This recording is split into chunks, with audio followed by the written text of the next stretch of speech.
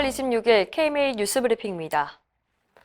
코로나19가 학원 강사와 학생 간에 전파되는 사례가 잇따르면서 등교 수업에 대한 우려도 높아지고 있습니다. 특히 이태원 클럽을 방문하고 확진된 인천 강사가 수강생 여러 명을 감염시키면서 수도권 일대로 확산돼 서울에서만 6차 감염자까지 나왔습니다. 서울 강서구의 한 미술학원에서도 강사가 확진된 후 6살 유치원생이 확진 판정을 받아서 학부모들의 불안감이 커지고 있습니다. 상황이 이렇다 보니 내일부터 등교하는 초등학교 1, 2학년과 유치원생, 중3과 고2 학생들 사이에서도 감염자가 나올 수 있다는 우려가 큽니다. 전문가들은 만에 하나 학교에 무증상 감염자가 있어서 조용한 전파가 이뤄질 수 있는 상황에도 충분히 대비해야 한다고 입을 모았습니다. 한편 오늘부터 마스크를 착용하지 않으면 버스나 택시, 지하철 등 대중교통 이용이 제한됩니다. 에볼라 치료제인 렘데시비르가 코로나19 최초 치료제로 인정받았습니다. 미국 국립보건원의 임상시험 결과 렘데시비르가 코로나19 환자의 증상을 개선하고 회복 시간도 15일에서 11일로 31% 단축시켰습니다. 전 세계 10개국이 참여한 임상시험에 우리나라에선 서울대병원이 참여했습니다. 오명돈 서울대 교수는 렘데시비르 치료 2주 후 치사율도 11.9%에서 7.1%로 감소했다고 밝혔습니다. 국내 사용도 가시화되고 있습니다. 정은경 중대본 본부장은 어느 정도 유효성과 안정성이 검증됐다고 보고 국내에서 긴급 사용을 추진할지 논의 중이라며 식약처에 긴급 도입 요청을 준비하고 있다고 밝혔습니다. 공적 마스크 공급 조치가 다음 달이면 끝나는데요. 정부는 연장을 할지 종료할지를 두고 고심 중입니다.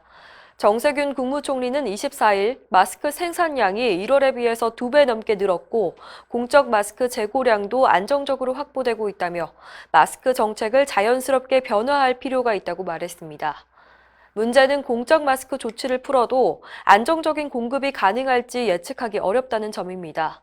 오부제 판매 등으로 어렵게 안정화된 마스크 수급이 자칫 일순간에 무너질 수 있기 때문입니다. 한편 정부는 여름철 기온 상승에 따라 얇고 가벼우면서도 감염 차단에 효과가 있는 마스크 공급을 확대하는 방안도 추진할 예정입니다. 이와 관련해서 서울 아산병원 진단검사의학과 김민아 교수는 최근 대한의학회지에 기고한 글에서 숨쉬기 불편한 KF94 마스크를 잘못 착용하는 것보다는 덴탈 마스크 같은 수술용 마스크를 착용하는 게 적절하다는 의견을 밝혔습니다. 한의사에게 봉침을 받고 환자가 사망한 사건 기억하십니까? 법원은 이 한의사에게 유죄를 선고했습니다. 인천지법 부천지원은 어제 업무상 과실치사 혐의로 기소된 한의사에게 금고 10개월의 집행유예 2년을 선고했습니다.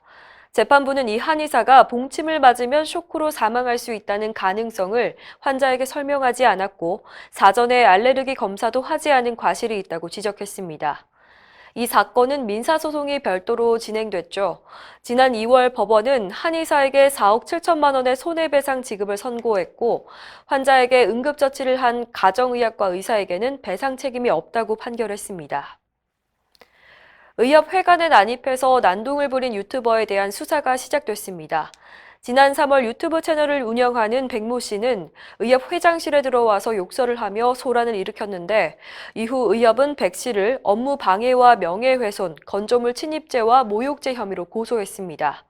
어제 최재집 의협 회장은 서울지방경찰청 지능범죄수사대에 출석해서 고소인 조사를 받았는데요.